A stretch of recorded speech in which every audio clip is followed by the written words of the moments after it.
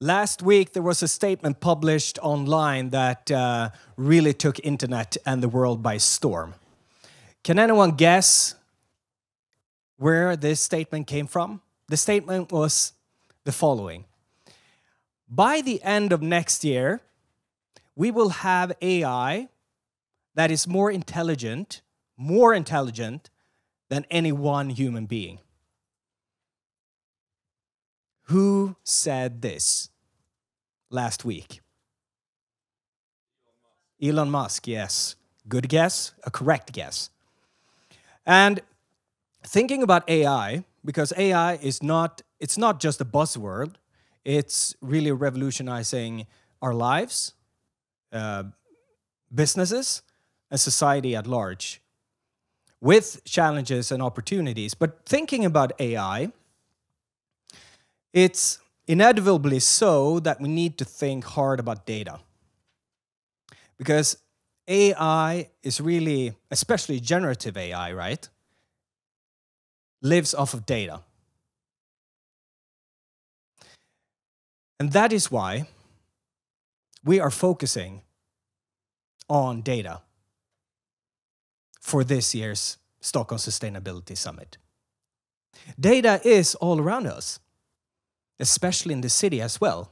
I mean, looking out on our beautiful city, you can ignore the renovation work going on, but that is a piece of beauty as well, because it stands for development, right?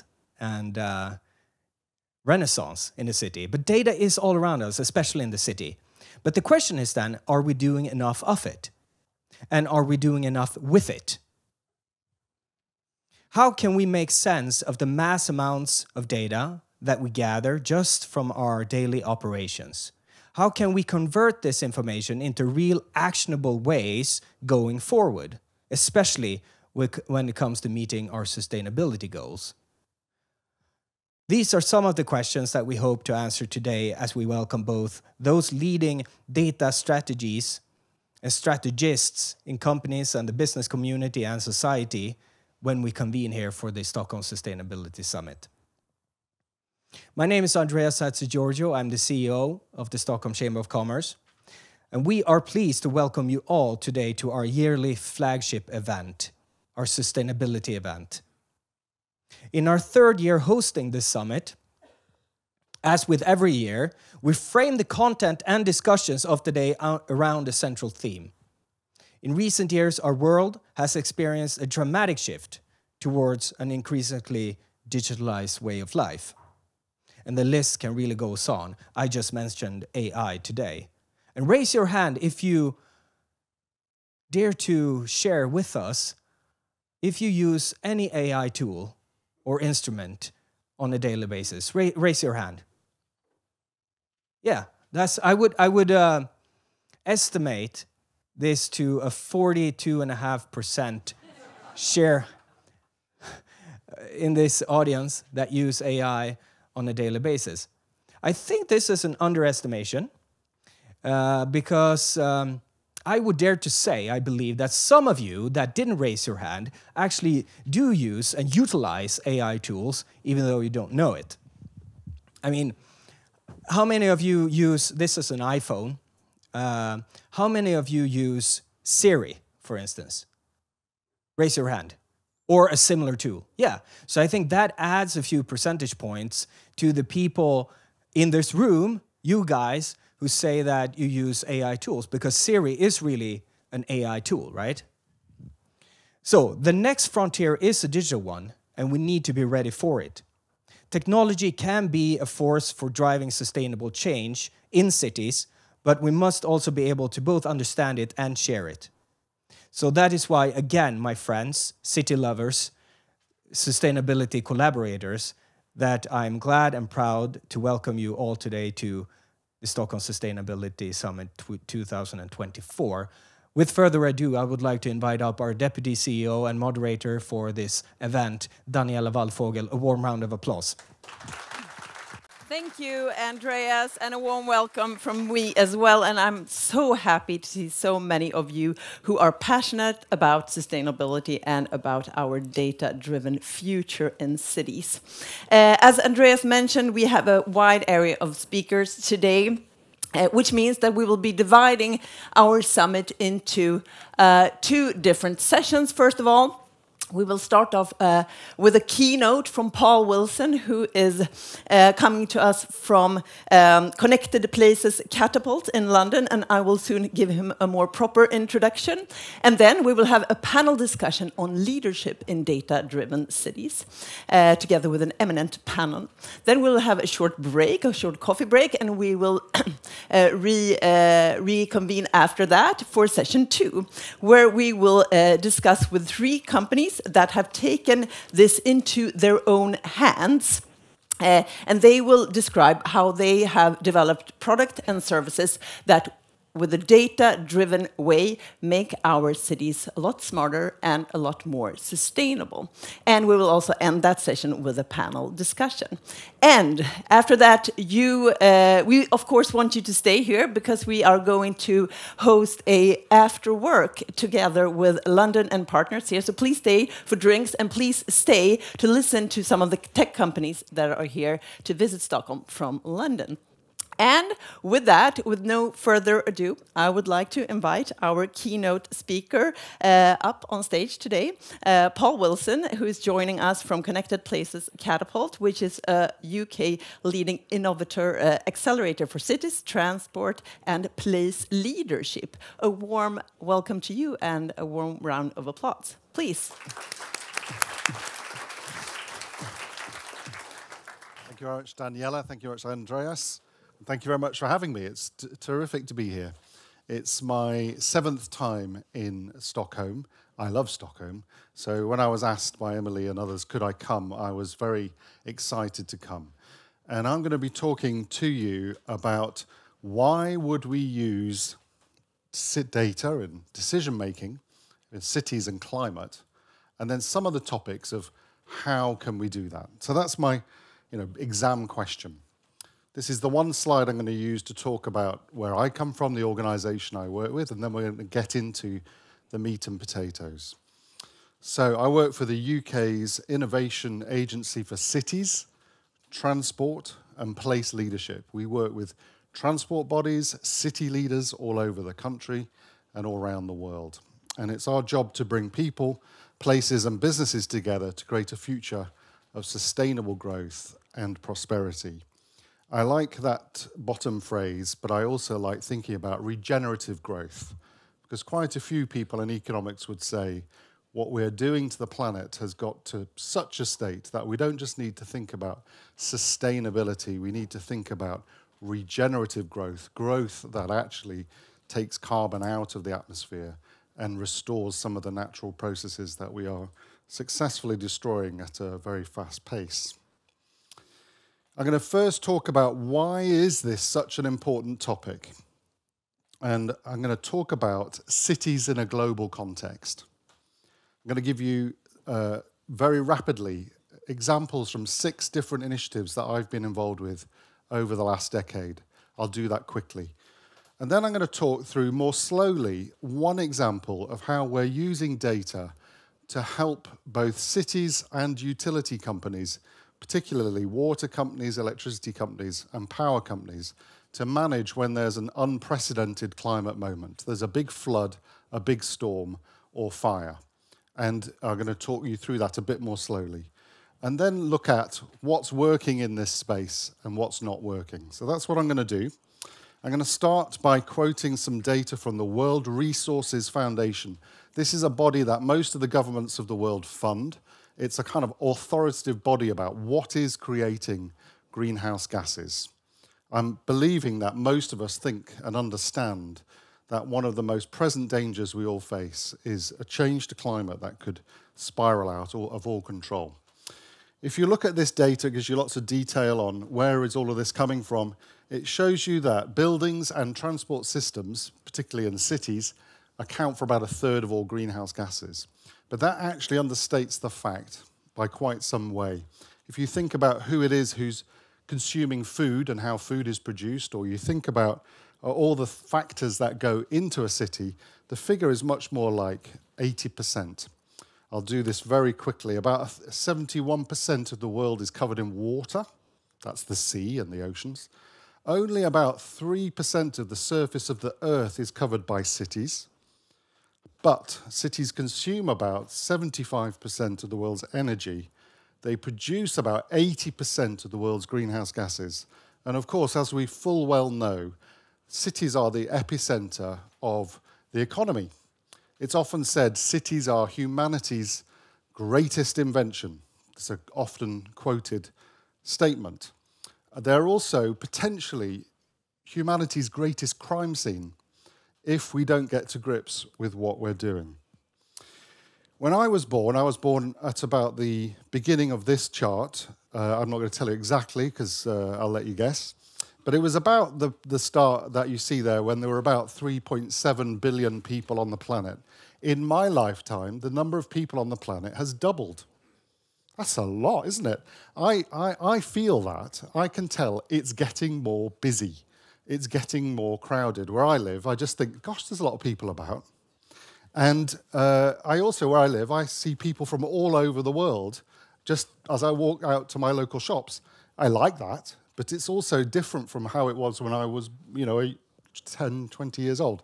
So the world is coming together. It's doubled in size. The astonishing thing is, in our lifetimes, by 2050, it will go up again by about 20 to 30%, or a third. There's a lot more people coming. Most of the people who know about this subject then think it will decline. And already you see some countries with declining populations. There's a belief that less people will have children because they're worried about what's going on. So probably the epicenter of growth could be around the middle of this century. So that's going to be in the region of 10 billion people. These people are going to live in cities. Every week, 1 million more people live in a city than they did the week before. Every week, 1 million more people live in a city than they did the week before. Cities are growing all over the planet. If you look at the volume of materials used to manage this, at the moment it's about 40 billion tons of building materials used a year to make cities. We're talking about concrete and steel and glass and all that kind of good stuff. So by about 2050, it'll be twice the amount of materials that we're using to manage this growth. An area the size of Australia will be covered by cities. I like that graphic. It just brings it home, doesn't it, to what we're talking about. About 1.5% of the Earth is covered by Australia. So that's the issue that we face. And then we come to the original question of the day. Why use data in decision-making to accelerate climate action in cities? I almost want to respond back as probably I hope you're feeling, geez, we better use data to manage this process. It's quite an enormous challenge. When you think of climate change, I think the flip side of the coin on climate change is how do we manage rapid urbanization? This is actually the epicenter of what is needed in tackling the climate crisis. So, why would we use data? In Tokyo, 38 million people call Tokyo their home. We call it the biggest city in the world today. About 35 cities in the world are more than 10 million people. That's growing to about 40 or so by the end of this decade. But I'd like to suggest this is actually the biggest city in the world. It's the Pearl River Delta from Foshan down to Hong Kong. And whatever the motives to try and create this as one region, you can now get from one side of this city region to the other in under an hour on public transport. That's astonishing. When I went to Hong Kong in 1990, it was a 4-hour journey to get from Hong Kong to Guangzhou. Today, that's less than an hour to do that. They have done something amazing, the longest bridge between Hong Kong and Macau in the world. This is the biggest city region in the world, 86 million people. living in this city region. About about a half of the world's population lives within a 5-hour flight of the Pearl River Delta. That lets us Europeans think we're probably not really the main centre game players in this story. This is actually probably a story about what's happening in Southeast Asia, China, and Africa, in fact. Those are really where the biggest changes are. And I know from talking to some folks last night that there are people in the room who work on those cities in the room with us. It's great to be talking with you. Wherever this happens, the problems are comparable. Here we are in India. Here we are in London. And here we are in Stockholm. Congestion and urbanization is a real issue. In Sweden, you have one city about 500,000, as you know. You have another city of about 1 million. We're in it now. And worldwide, there are 500 cities of about 1 million people. But by 2080, that will be something like 1,500 or more. It means the role of what it is to be a place leader or a city leader is becoming one of the most important jobs for all of our futures. And I want to just say a little bit of respect to those brave souls who put themselves at the front line of managing cities. It's a demanding job, and often you've got everybody attacking you from every direction. It's pretty tricky. So let's move into the topic of data. I'm going to talk you through my own little personal journey on thinking about this. I had these thoughts. I put these thoughts together in my own mind a decade ago, and I'd been working in fintech for 15 years, and I didn't want to keep working in fintech. I wanted to re-find meaning and purpose in my own life. So I thought, right, I've seen how much tech is used in capital markets. I've seen the vast amounts of money spent on tech to trade equities or manage derivatives. And I'm more interested to use the latter years of my career to think about using data in cities. So I made a sort of career change a decade ago and have been working on the topic of cities and data really since then. So I'm going to tell you just rapidly a few stories of what happened. The first thing that happened is I got involved in open data. Lots of governments around the world put their data online. And you can see here's the Stockholm Open Data Tool. Put your hand up if you've used an open data source, perhaps. Yeah, I mean, good. More than half the people in the room, that's quite impressive, are using these kind of historic data tools.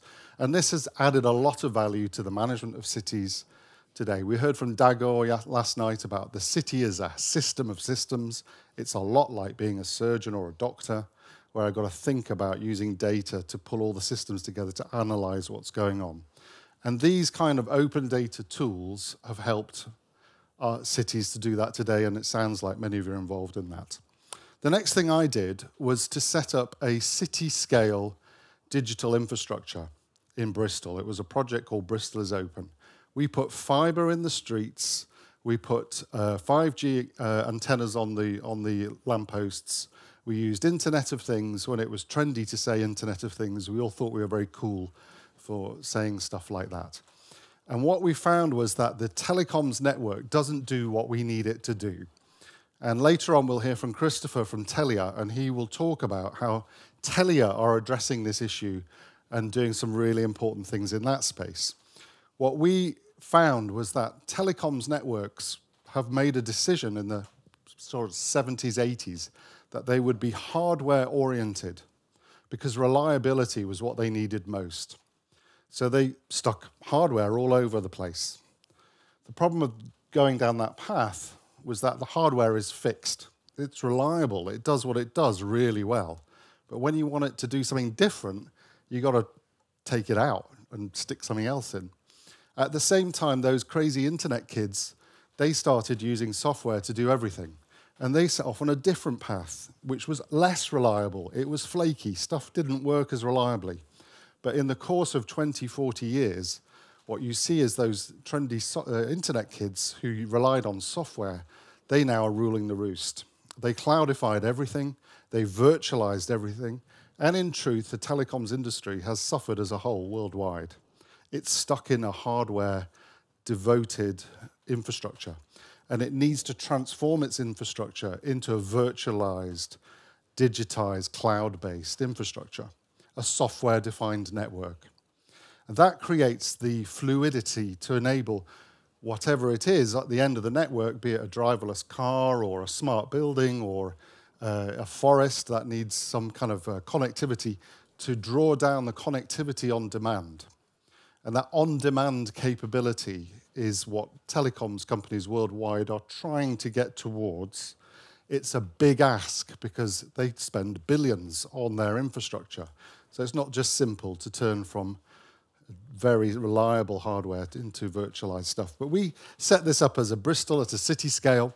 We plugged in the university supercomputer. We plugged in the planetarium for visualization with 7.1 billion pixels per second visualized in a glorious, beautiful projection environment with city data coming off lampposts all over the city. We plugged in housing in the poorest part of the city where landlords didn't care about the state of the housing, and we helped the residents monitor the damp in their houses so that they could write a letter saying, I'm tracking you, landlord. This is the state of the damp in my house and the mold in my house. I've got this set of data now on you. And did it work? It worked a treat. The landlords were freaked out because suddenly they've got like people they didn't know who they were taking money off, writing to them saying, I'm tracking you and the damp in my house using these IoT sensors. This was all very trendy back in the day. We also hacked into the city's lampposts. We created performance space where when you walked in front of the lamppost, you could dance around and it would show your shadow coming back to you, and it would created what we called a playable city. We were using data and digital to make cities more livable. We weren't very impressed with the idea that this smart city movement would be all about fear and security and crime. We were very aware there were lots of companies who wanted to play on fear and sell their software on the back of, we'll help you with crime, it's really bad. We were there to say, let's enjoy culture, let's use data and digital to build relationships in city centres. And I think that is the future of a lot of our high streets, where we see high streets having difficult times as shopping goes online, that we will create cultural experiences with data in our cities that build us together, we enjoy and interact on. Anyway, that was Bristol's Open. I then found myself very fortunate to be asked how to spend £230 million. This was quite a lot. I'd never had the opportunity to do anything like that before, and got to shape something called the 5G Testbeds and Trials Programme for the UK. And in that programme, we tried out 5G across all sorts of things. We did cultural engagement at the Bath, the Roman Baths in Bath. We did manufacturing in Birmingham. We did race cars on a racetrack, racing around at high speeds, driverless cars. We did salmon fishing in Scotland. We tried all sorts of different applications of using data. It was good. What we didn't do is work on interoperability enough. I'll come back to that in a second. Then I worked with a worldwide group called TM Forum on setting smart city standards around the planet. The biggest issue we tackled there was the public-private relationships. This is how do you build trust between private companies who have to report their earnings on a quarterly basis so that they're pleasing shareholders, they clearly have to be driven by profit, and government bodies who are allegedly responsible for public good and citizen welfare until it comes to election time, when they also have to do all sorts of strange things to convince the electorate that they should be elected again. How do you put these two things together in partnership? It's pretty tricky, actually, and it is, however, I see, you can't really expect a government to be running a telecom network. There are cities around the world that have now tried to run their own networks. I don't really think that's clever, because it's something that will require a lot of capital investment over time. So this public-private relationship is quite important. we got more than, well, it was about 300 different big organizations to collaborate on 10 principles that would make working together work. And we did some really interesting things between big players like IBM, Cisco, Siemens, and big cities, Los Angeles, even Moscow, Bristol, we did more with NEC, Nokia. So there's quite good thinking there. I got very involved in a body which Stockholm is involved with still, called Open Agile Smart Cities. Many European cities are in this body. This is now working with the International Telecoms Union to create standards that are called minimal interoperability mechanisms. These are practical tools that allow a city to work with private sector and create data standards. So everybody isn't inventing the wheel from the start every time. And these will be endorsed at global scale this summer, 9 minimal interoperability mechanisms. So there's progress at a global scale on these kind of standards. And today I run something that's called the Digital Twin Hub. This is about 5,000 people from 85 countries who are working on what we call digital twin. But these are place-based digital twins. Well, one thing I learned along the way was you need an owner who has a real business reason to want to do this, not just a research project. When there's a business purpose to having a digital twin, because it creates more efficiency, it allows me to hit and know my net zero goals, it allows me to offer a better customer service, I'm prepared to put money into this and keep funding it, especially when I can do what-if scenario planning, and I can actually use this as a core part of my business. So what we see is a lot of big infrastructure owners building digital twins. I'm talking about airports, I'm talking about large shopping malls, talking about railway stations, university campuses, large housing areas, using digital twins for different reasons to manage and optimize their process. If you think about that and then you start to build it back together, you get back to the exciting smart city idea that some of us had a while back. I'm going to show you a short film. You've heard enough of me for a minute. This is about 3 minutes long, 3.5. And it talks about what I'm going to go into a little bit of detail next. One project about how to use data for climate management. Here we go.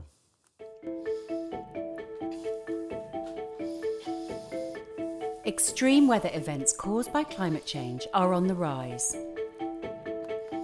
When we're not prepared for these events, the consequences are more serious. Failures occur across interconnected infrastructure networks, meaning power cuts, loss of communication services, and running water.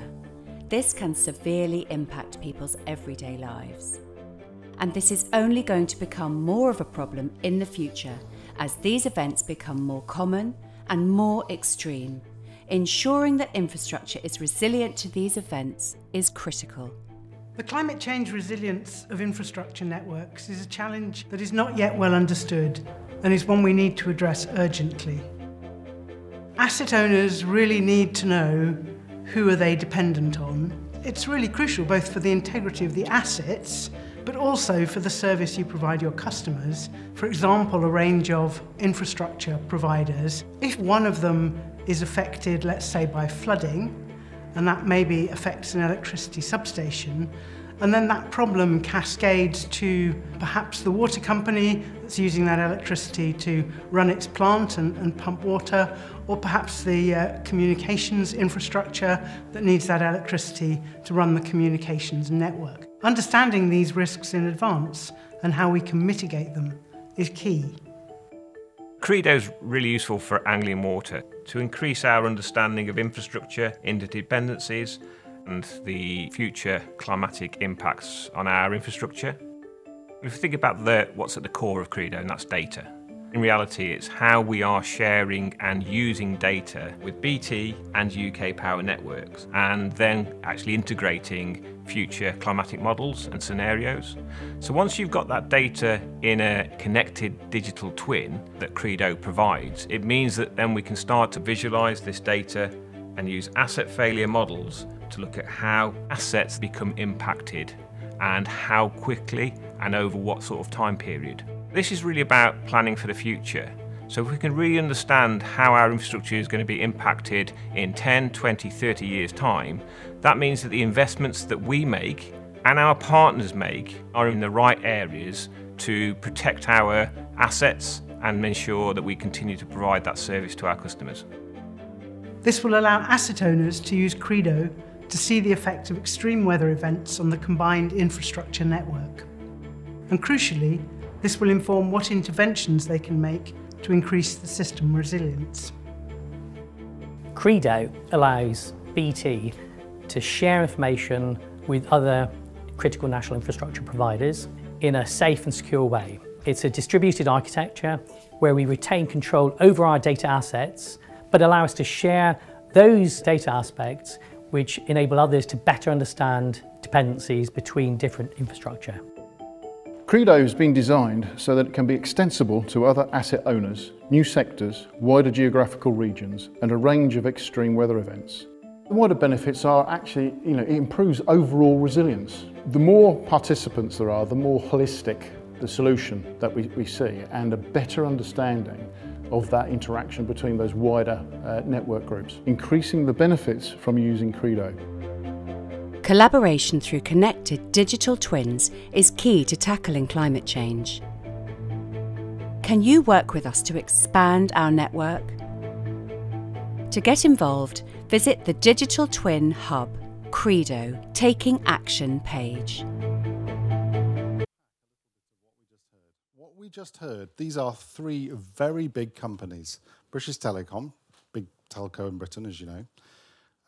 UK Power Networks, one of the biggest electricity companies in Britain. Anglian Water provides water. There are only 7 or 8 of those companies in Britain. A lot of water. What they worked out was they don't know anything about what each other's doing. So when there is a storm and it takes out the power network, all they know is they don't have any power. They can phone up and say, your power doesn't work anymore. It's completely ruined my water pumping station. When are you going to sort it out? It all feels a little bit amateurish, especially when we increasingly have proper weather events hitting us on an increasing basis every year, and increasingly more and more than that.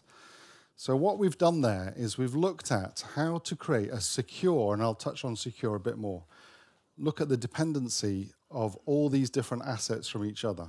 Now, they do know what is going on in their own fold, but I can tell you their lawyers are extremely keen to make sure that nobody finds out what's going on, especially when it's going wrong, which is the very time when we need to know what's going on. So what we've done, and I'll explain this with this diagram and a couple of diagrams. We started out by working with their experts who know which of their assets are the most flaky. They know which are the oldest power station, the oldest substation they've got. They know where it's going to go wrong. They just don't want anyone else to know. So they know that. They all know that of themselves. But what we enabled to do, and it took 9 months of discussion with everybody's lawyers to be able to do, was to share that information with other utility companies at the point of a climate event. And what the lawyers who are trained to stop this from happening, that's their bread and butter to make sure this doesn't happen. What they agreed to do was to not share that information into a central repository, which could then be taken by the others, and who know what they do with it. They send it to the media. What they can do, though, is they'll share it in a way that can be seen but can't be downloaded. So then we had to create a visualization that made sense of that so that it's useful, but you can't take the data away as a different company. So that created all sorts of technical challenges for us. At first, we put it all in a lump in the middle, but that wasn't going to scale. So then we developed a distributed architecture, which allowed each company to upload its data in its own format, and then we had to normalize the formats, which again was pretty tricksy, and only to allow this to happen once it was agreed there was a weather or a storm or a fire about to happen. So then the government got very involved, got very worried. This is terrible. the Russians will steal it, the Chinese will steal it. You can't do this. This creates a national cybersecurity risk. So then we had to secure this data in a highly secure, publicly owned, very secure data center. We could have done it on Amazon. It would have cost us maybe, I don't know, a couple of grand, but we ended up having to pay more than 10 times that to be able to do it in a highly secure way. So there's a lot of security elements thought through in that. We then used different types of modeling to model what would happen. And here is the workflow of what went on. You can see a little bit of the visualization. You saw it also in the video. So as we've been doing this, it got more and more interesting. And now in the UK, the regulator, Ofwat, Ofgem, have said, right, we love it. The Cabinet Office have said, yep, go for it. And now we've got cities all over Britain saying, mayors saying, we think we need to see this kind of stuff too, because it's our citizens who are impacted when things stop working. So we find ourselves now all sorts of complicated dialogues going on around using that kind of data in a federated way. It's a challenge, but I just wanted to show you because of the progress. Lots of people involved. My last slide is just to touch on what's working and what's not. My experience of this has been that technology obviously is not the problem, that the technology is typically 10 years ahead of the ability to get to grips with it. And the problem of that is that the pace of change in technology is accelerating and will only continue to accelerate as AI creates more of that technology. So if we're taking about 10 years to get to grips, but we see the exponential change going like that, I don't really have a clever answer to that, apart from society and tech are going to get further and further apart. One thing that is happening that I think will be good is a lot of this work gets funded through research funding, like Horizon Europe or in Britain, Innovate UK. But in Britain and in Europe, there is a move to put what's called innovative procurement in place, so that when procurement happens, instead of procuring the tried and tested stuff that we know works, we can actually buy more innovative things from our mainstream budgets. So in Britain, something like 10 billion is spent on innovation, but 300 billion is spent on procurement of third-party services annually. What if we turned that 300 billion into an innovation stimulus by allowing procurement officers to buy more creatively? So that's an exciting thing that's happening, where we get away from just piloting and trialing into mainstreaming. I think that's good. But cities everywhere are bust, particularly in Europe. And so we need to find solutions to things that are consuming all our budgets. That might be assisted living sensors for elders. It could be about thinking about damp houses, air quality. It could be thinking about flooding. It could be thinking about all these day-to-day issues rather than just philosophical big issues. And as I said at the beginning, the more we spend this on regenerative growth that is taking carbon out of the atmosphere as we do what we do, and as we build, then we can actually begin to restore the world that we're living in. Thank you very much. Stay for just a few questions. When you work with cities and you travel the world, would you say that cities are actually becoming a lot smarter and smarter, or are cities on average still quite stupid? I love that, stupid cities, because I haven't written a book, and I wanted to write a book, and I'd call it Stupid Cities, because you know, cities are difficult places, aren't they? I think what I actually think is happening really is in China, where the ethical constraints around the role of the government are different than they are in a democratic world. We see a lot more use of technology to manage Chinese society. And I have a funny feeling that, I don't know how this really happens, but at some point in the future, we will look to China to say, how did you do that and did it work and what was good? Because they are able to use technology in ways that we would not be comfortable using. Like, I got on a bus in China, it already saw my face and took money off my wallet. Whoa, that would alarm us all. But I think a lot of the innovation is happening there. to be quite honest with you. So there are some things that we should steal with pride. We should steal with pride, Yeah. did you say? Yeah, from we China? I don't know. That's an interesting statement, isn't it? Another question then. Based on your experience, who is responsible for taking the lead on creating like a data-driven culture in a city? Is it the political leadership or the business community? I tell you that the core to this working, you call it triple helix or even quadruple helix. So it's when civic leaders are prepared to work with academia, the business community, and then civic society. This is the point where it works, because everybody has a role to play. And it's only then when trust between the people begins to happen. And so I've seen projects where it was tech-led. It makes the techies happy for a while, but it usually fizzles out. I've seen community-led, but without any money, fizzles out.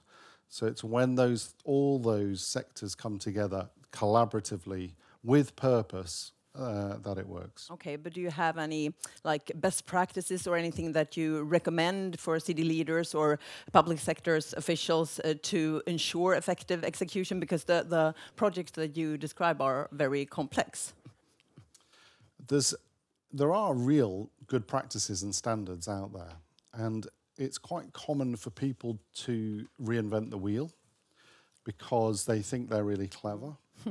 And don't worry, I'm really clever. I'll sort it my way, ignore all of them. I think there's enough people who've been doing this for, best part of a decade or more now, that there are good practices that people can learn from, and it's wise to build on the shoulders of the failures that went before. Absolutely. Yeah. Okay, so it's clear that data will have a central role in shaping our city's future. But what do you hope to see in the next, say, 5 or 10 years? And are you more worried or more hopeful? I think, what am I hoping to see? I actually think this topic is the topic of the day. And I mean that very profoundly. I do believe that it's how we manage our cities that is the answer to the climate crisis. There's a phrase that lots of people use, which is nations pledge, cities deliver. And it's the role of central government to go to COP and make statements. It's the cities that will do the work. When we got to that stats at the top of my presentation saying that it's in cities where we are really impacting the climate. It's these buildings, it's those cars, it's the energy system, it's the food system where we all live. That's the epicenter of the climate crisis. So how we manage our cities is the flip side to the question of the climate crisis, including the role of nature in our cities. So what do I want to see? I think it's, without a doubt, you've got to use more and more data. Otherwise, we're lost in ideology and theories, and that's how many cities have been run. Ideologically, what we need is good data to run cities, and it's coming. Thank you very much, and a big round of applause for you. And now we will move on with our program, and I would like to invite up my panel, my first panel up on stage. Please welcome Annika Jakobsson, Special Coordinator for Climate Action, City of Stockholm, Prue Ashby, Head of Sustainability at London and Partners, and Anna König-Hjelmer, former Mayor of Stockholm and CEO of Arvidssonstiftelsen. Please give them a warm round of applause. Welcome. Okay, so we all see your titles and your organizations here, but could I please ask you, first of all, to start off with a round of presentations so that the audience can get a better understanding of the competence and the experience that we have on stage. Prue, our guests from abroad can start, please. Hello, everybody. My first visit to Stockholm. It's great to be here. I'm Head of Sustainability at London and Partners. London and Partners is the business growth and destination agency for London, so we promote London around the world.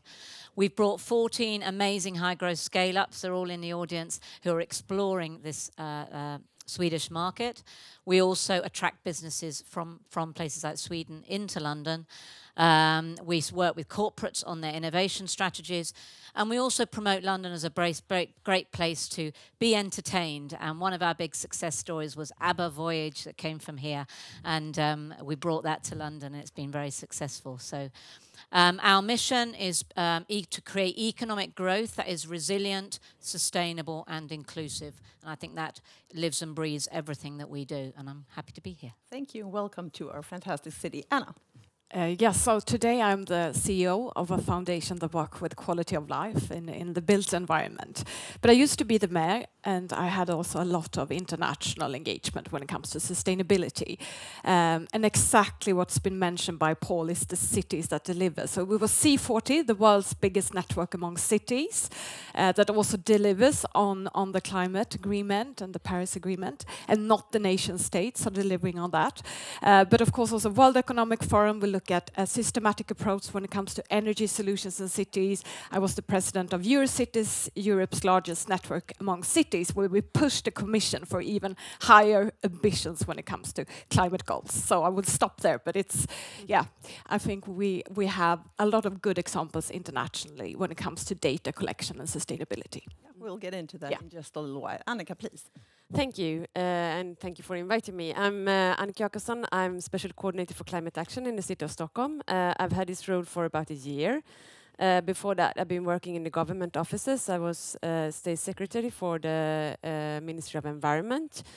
I've also been working at the Foreign Ministry, and I've done some years in the civil society as country director for Greenpeace in Sweden, and also Secretary General for Action Aid in Sweden. And I worked as a consultant in the business sector on environmental issues. So, yeah. So as you can see, we have a lot of pooled experience here up on stage, and you've all worked in a leading position in cities, or you work in leading position in cities. So if we start by like zooming out the perspective, what do you think are the most important and the most challenging sustainability issues cities have to solve today? I'll start. Three things, I think, mainly for, well, particularly London, and I'm sure some other cities. Firstly, air quality. Just over 10 years ago, a 9-year-old girl died in London, and on her death certificate, it was the first time in the UK that it was attributed to air pollution as to why she died. So since then, there's been a lot of a drive in London about how to solve the challenges around and the causes of air pollution. The second area is infrastructure. And what I mean by that is the challenges around electric vehicle charging, but also ensuring we have the energy infrastructure and the energy supply. We have the infrastructure in terms of cycle infrastructure. We're doing a lot better in London now, and we have an exploding cargo bike industry for that last mile delivery. So that's all really exciting. And then the third area I think that's a challenge is the built environment. We have a lot of what we call heritage stock or old buildings, and I think you do here as well. And it's about actually improving that to be sustainable, meeting net zero goals, and ensuring that the buildings that we live and work in are suitable for a long-term future. Anna, please. I totally agree, but not to repeat. So I would say to transform the cities from consumers, as we heard, a lot of the people lives in cities and consume energy and other things. So transforming the citizens and cities from consumers to producers with a regenerative system. It could be food systems, urban food, but it could also be to recycle and reuse and utilize waste. Only 8.6% of all the waste in the world of the material are being circular. So I think we can do a lot with procurements in cities to reuse building material, construction material, but also other things. And also to access the extra waste of heat and water that we today see is inefficient system where it's leakages, and we can reuse that kind of waste in energy and water as well. Annika, what do you see from your perspective? Well, I agree very much with what Prue and Anna has already said, but I would like to refer what Paul mentioned. I think it's the biggest challenges are time and money. I mean, if you look at cities worldwide, and especially European cities, I think we are facing these similar challenges, and we have more or less the same emissions, the same emission sectors, and we know pretty much what to do to reduce the emissions, but we have to do it in such a short period of time. For Stockholm, as an example, we have a target of becoming a climate positive city to 2030. It's less than 6 years to 2030. It's very complex decisions that we need to be able to manage, and it puts very high demands on the city organization's ability to collaborate with, I mean, both internally, but also with external stakeholders. So I would say that, and also that this transition comes with big investments. And even though these investments are often profitable in the long run, and in almost all cases, the cost of inaction is higher, it's still investments that needs to be made here and now, and we don't have all the models to do the risk sharing that we need to do. I mean, no city can do these investments alone or in silos. So I would say time and money. A follow-up question on that. In Stockholm's strive towards becoming a climate positive city, how do you use data? Well, all the decisions and the climate actions that we take in the city is, of course, based on data and on solid facts. But there is definitely a potential to use real-time data, and I would say that potential is different depending on the operational level. So if you control the heat in a property, as an example, you can use real-time data to control the heat room by room or hour by hour. But on a decision-making level, it's more a matter of how much energy saving can we actually make, and then real-time data is perhaps not necessary. It's more compilation of data over time. However, if we can collect basic data in real time, then it perhaps becomes easier to quicker compile comprehensive summaries that can improve decision makings on management level. So I would say it differs depending on operational level, but I definitely see potential for better control of systems and to follow up on effects of actions. And of course also to use AI, control and analysis, to improve the quality of actions, but also to establish a common understanding of the problem or the challenges that we are facing and a common language on how to address them.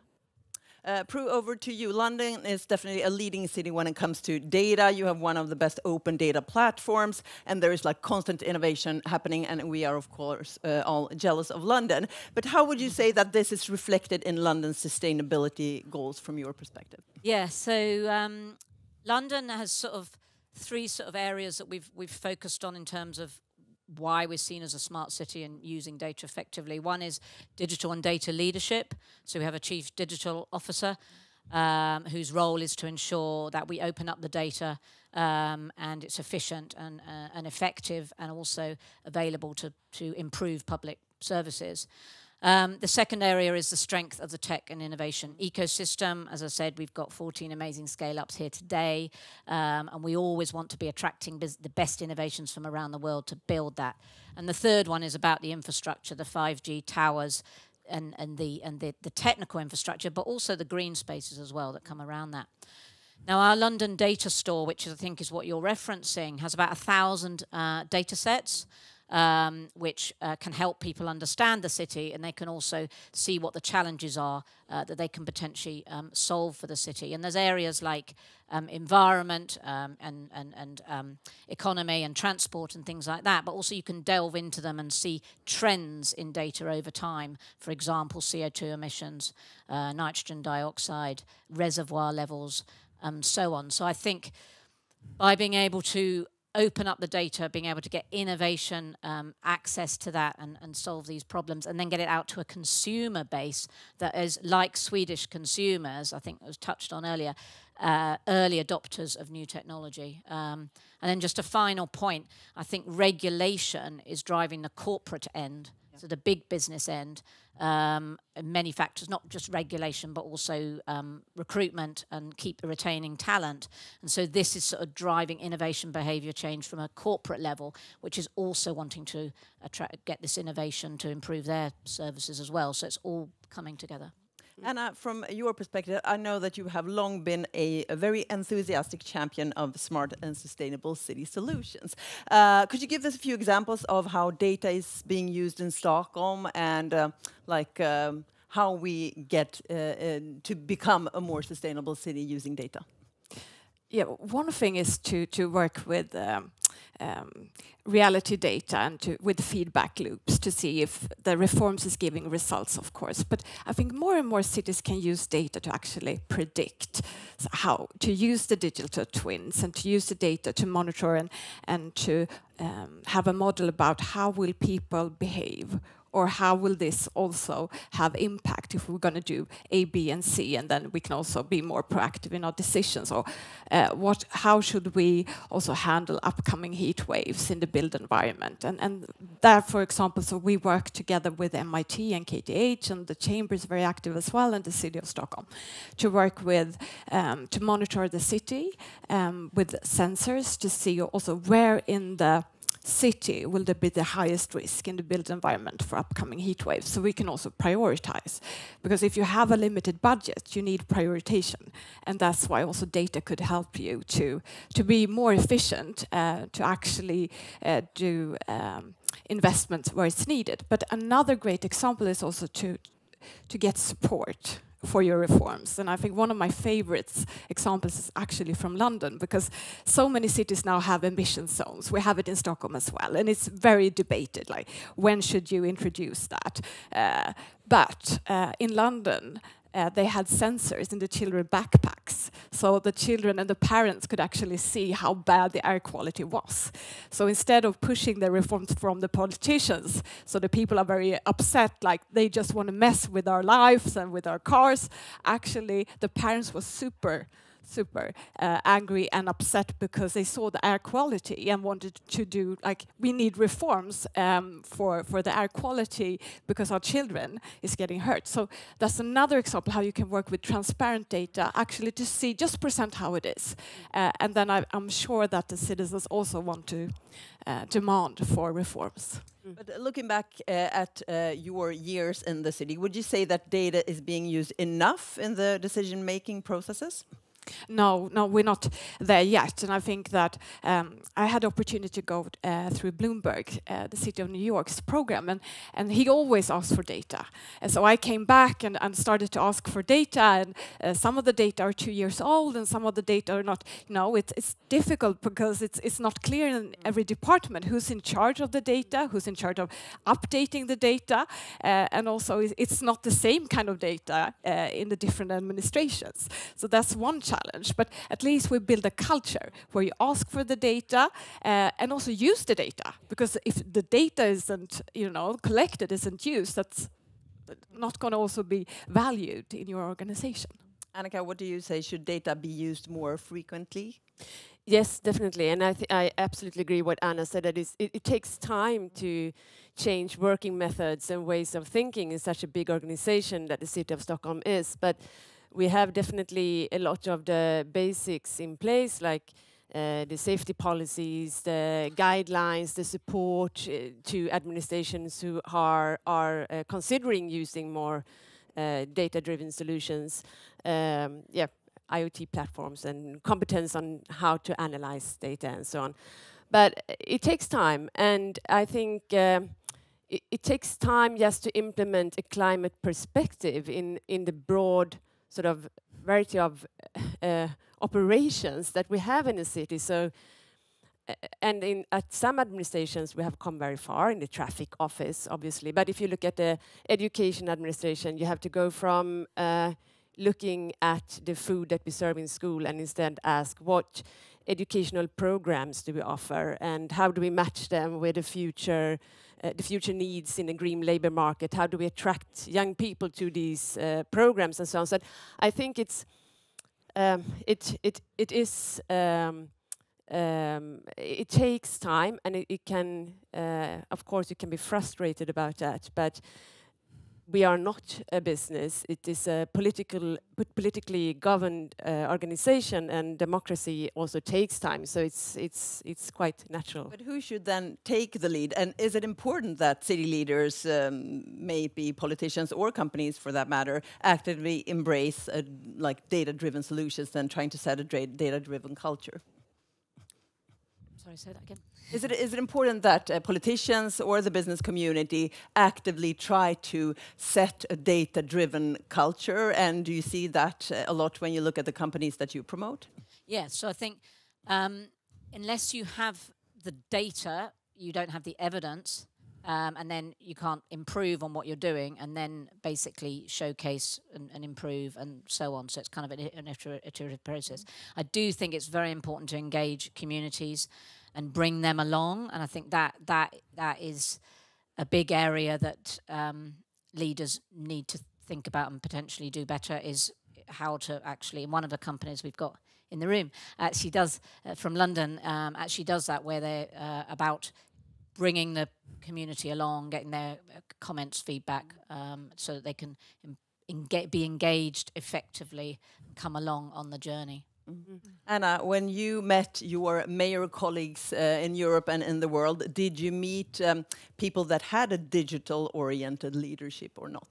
Yes, more and more. I think you can't be successful in the future if you don't use data, if you don't ask for data, if you don't prove that you're also delivering in results. And so many nation states, I'm quite tired when it comes to sustainability. They have all these goals, 2050, 2045, but I mean, they're not actually improving when it comes to data on a yearly basis. And in C40, if you didn't deliver, you were out. And I like that kind of perspective. You can have ambitious long-term goals, but you have to deliver in short term as well. And then you need the data and ask for the data. And also, what are we doing today? What kind of decision? And how will this affect our city, our country in the next coming 10 years, perhaps? Then you can have data on that too.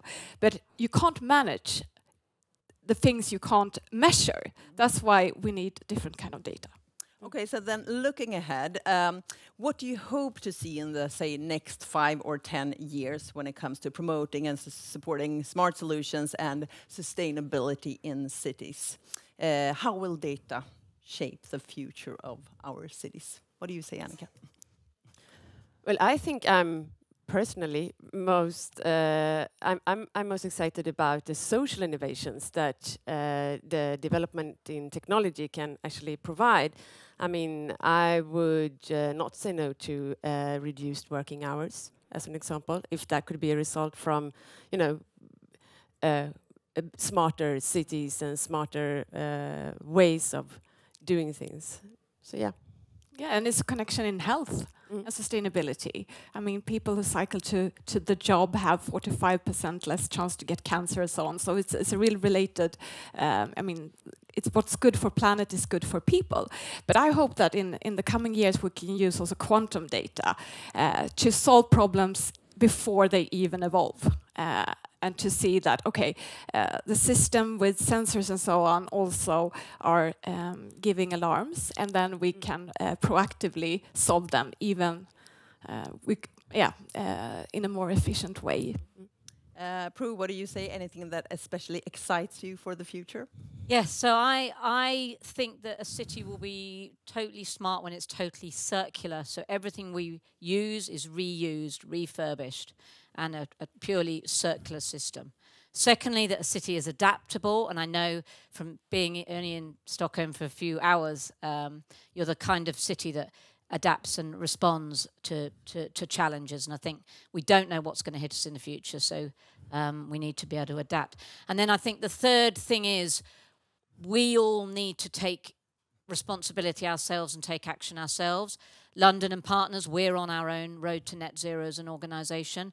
We are a data-driven organisation as well ourselves, and we deliver on targets that are set for us, one of which is around sustainability, innovation and supporting those companies. So I think if all of us in the room can do our bit in our fields of influence, then I think that's the best we can do, and that's a positive future for our cities.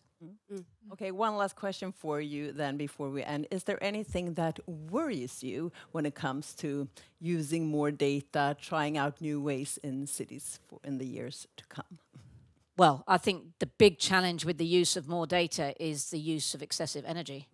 And so it's almost like, how can we get the best out of the data and all the processing that it does, but without using even more energy and then having to cope with that problem further down? So I think that's a big challenge. Anna? Of course, it's one issue is always integrity and GDPR, but I think that when you look at smart systems today in Spain with autonomous vehicles and trams with the cameras and so on, they also solved it. So they work together with it due to the legislation. So I think I'm very optimistic actually when it comes to technology. The only challenge is that the data that we put into the AI from the city's perspective is not updated. So we really need to do our homework in the cities and work with the researchers to have shared data. That's also between companies and in business, that we share data together to find out the best innovative solutions. So we can do the innovation procurement that was mentioned before. Annika? No, yeah, I would agree with Prue that a lot of the effectiveness and the more effective way of using resources we have a constantly increasing demand for resources, and as long as we have that, and that sort of takes away the effect of increased effectiveness of using resources, then it's sort of, we don't close the loop. So I think that is, and that is not an issue that we can solve here, but I think there is something on the demand side as well that we have to look at. Can I just make one Yes, final point? please. I think one final point, and why we're all here together today, is about collaboration between cities. Yeah. And if we're going to make a difference, and really for our children, our grandchildren, and so on, we need to be working together on solving these climate issues. So really pleased to be here where we can interact and hopefully work together in the future. And we're really happy to have you as well. Thank you for your insights and perspectives, and a big round of applause for this panel. We just had a session, our first session, where we learned that leadership plays a crucial role in both driving forward sustainability initiatives and making the transition to more insight-driven governance.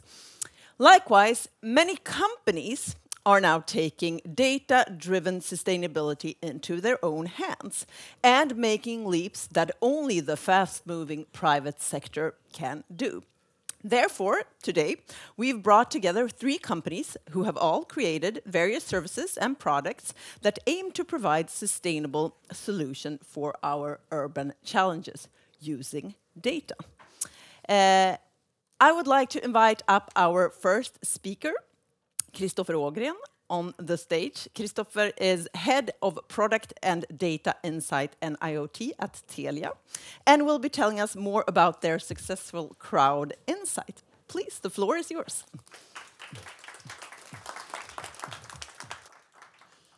Thank you so much. Very happy to be here, and really great to listen to the first part here. A lot of insights given.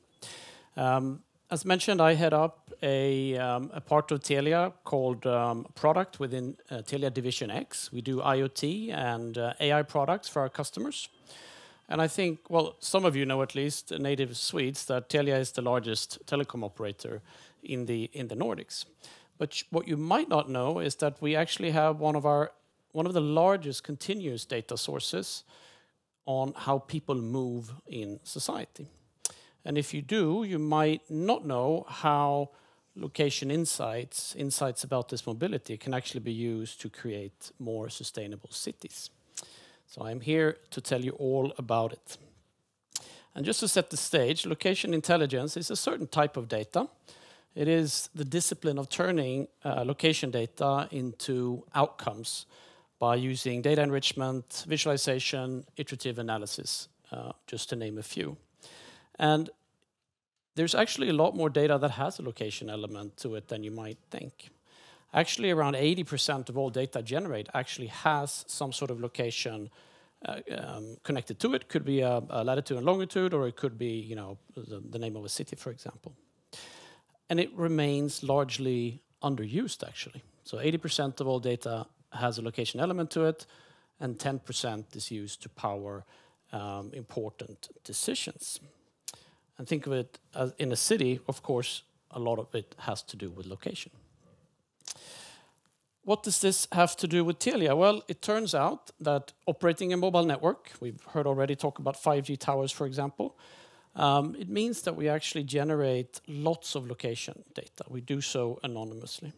So we've created a product called Telia Crowd Insights, and it's about how people move in society. So we create statistics based on anonymized and aggregated data from Telia's network. Almost 20 million subscribers across the Nordics are behind this data. We turn it into actionable insights. And this is, of course, very useful insights if you want to know something about how people use our cities and how we respond to what happens in the city. And the way that it works is that when your mobile phone is on and it moves, it connects to different antennas, or we call them base stations in our network. This generates a network event, so then we know that, well, there's roughly 100 mobile phones connected to this antenna. We don't know exactly where there are, so it's not about tracking, but it is counting essentially how many are in certain areas, and then follow these patterns as mobile phones connect to different antennas throughout the network. And this is actually a pretty huge data set. So every day we analyze 3 billion events per day. That's a lot of data. So this is what we do every day. We clean the data, apply AI, quality assure it, and then we transform these very deep telco-specific insights into something that can inform decisions on based on people mobility. So the over 3 billion signaling events, that represents around 4 billion trips per year in Sweden. So this leaves us with actually the largest continuous data set of mobility in Sweden at the moment. There's no one else that has anything that comes close to this. And our data is produced, it's always on, it's 24/7, 365. And just to put that into perspective, the classic way of getting insights how people move when you, for example, plan public transportation is to do travel surveys. Resvaneundersökningar in Swedish. Perhaps one of you have answered them. They go out roughly around every 5 years. So for example, a large region in Sweden typically sends this out every 5 years to 100,000 or so respondents through web and email asking you how you traveled during 2 weeks of that year. And then around a quarter of that respond to those surveys, and that number is actually declining. People are less likely to respond to surveys. Compare that to continuous, always-on data, and this is an example of the difference between classic and a modern data source. So the insights we derive, these signaling events, they typically end up in statistics in these 4 areas. So either it's about understanding how many people are in a particular area, or how many are visiting a particular area. Could be a visitor from another part of the city or another part of the country. We also generate statistics on trips. So how many people travel from A to B? Not where they took the bus, but actually where they went from A to B. And that could have included bus, train, walk, car, whatever. So this is the true travel demand. And then we also do routed data. So we can say that, well, from A to B, this many people went by rail, and this many people made the trip through other means. So what can you do with this? Well, I want to start in Finland, and I want to start with this scary picture. Perhaps it doesn't feel so scary, but it was scary to the Helsinki Regional Transport Authority, because they had invested 1.2 billion euros to extend the Helsinki Underground to expanding suburb of Espoo, that is a lot of people live in Espoo that work in Helsinki city. And they felt this is something that they were scared of. It's their expensive subway, but there's no people. So what they needed to do was they needed to make sure that people could get to the station by bus, which meant rearranging the existing bus network. But that's not really easy to do if you don't know where people actually want to travel. Where do they start their day and where do they need to go? And how do you find that out? Well, classically, you put these on the road. You probably ran over these, dunk. That gives you some insights. It doesn't really tell you where you're coming from or where you're going. To do that, then you send out these travel surveys that less and less actually answer. So this was a few years ago, and this was actually one of our first initiatives back when Crowd Insights was just an innovation project. Now it's a thriving product area. Well, but this is what happened in December 2017 when they opened the subway. And you see the subway line here in orange, and then there's a bridge here under the red circle. And the darker the color you see, the more people started their travel that day and took the subway. So as you can see, it's mainly people living quite close to the subway that actually took that subway. And that was not really what they wanted. Remember, it was about getting Espoo to travel on the subway. This is Espoo. So there's a lot of white on that map. This picture, on the other hand, shows what it looked like when changes were made to the bus network. And they started enabling feeder lines to then get people to more easily get to the subway. So now, using this crowd data, the Helsinki Regional Transport Authority can much more quickly and easily then see the actual impact, much better equipped to plan. Because what happened if it had still looked that way? Well, you send out travel surveys, you count cars on the road with pneumatic tubes. It would take a long time before you have the data to be able to take action to then maybe change a few bus lines and improve even further. But also they could use this data that we provided on the actual travel demand to calculate the reduction in emissions. So this particular picture, the delta here is actually 14 tons less carbon emissions per day.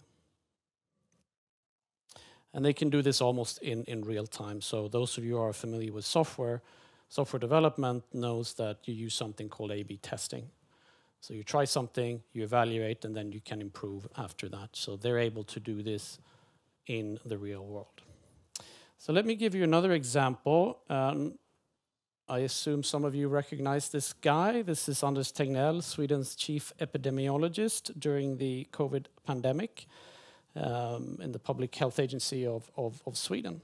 So they needed reliable data on people movements because the urgent need of quantifying whether people adhered to the recommendations and whether they needed to loosen them up or make them more strict.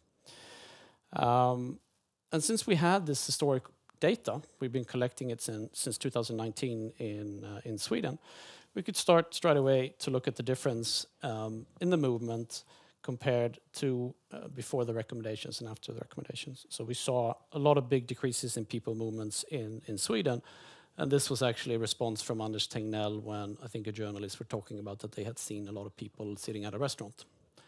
That's not the kind of thing you want to make a decision on. You want to actually use real objective data. And this was actually, I think, was pretty interesting during the pandemic, which very much came to Sweden around early March 2020. And here you see our data, Crowd Insights, showing the difference between Monday, March the 2nd, and Monday, March the 16th. You had a nationwide reduction in number of trips in 22%, and Stockholm, Uppsala dipping a whopping 50%.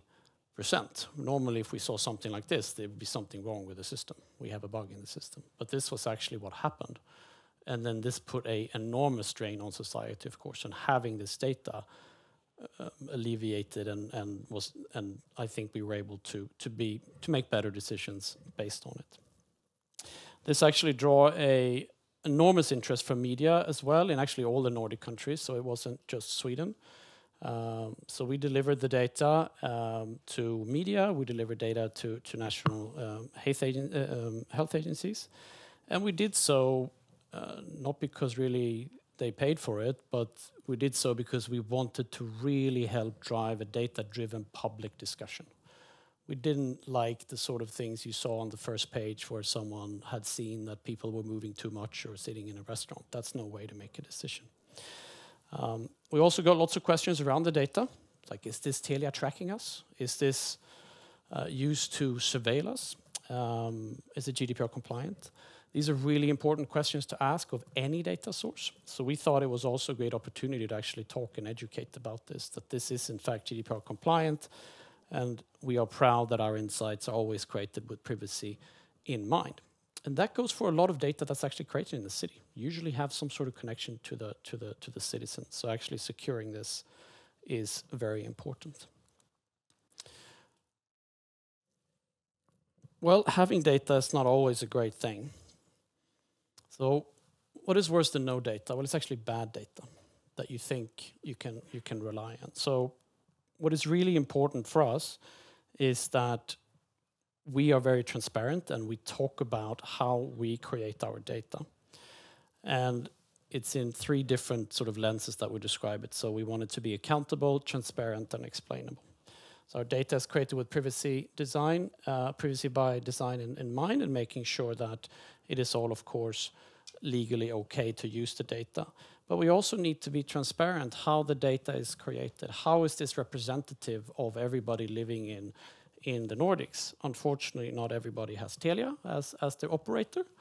So then we need to statistically adjust this data to be representative for the full population. And also the fact that the data needs to be explainable. It needs to work all the time. You need to be able to compare yesterday's data to the same 3 years ago. And during that time, a lot of things have happened. We've invested in our mobile network, people density has changed, and so on.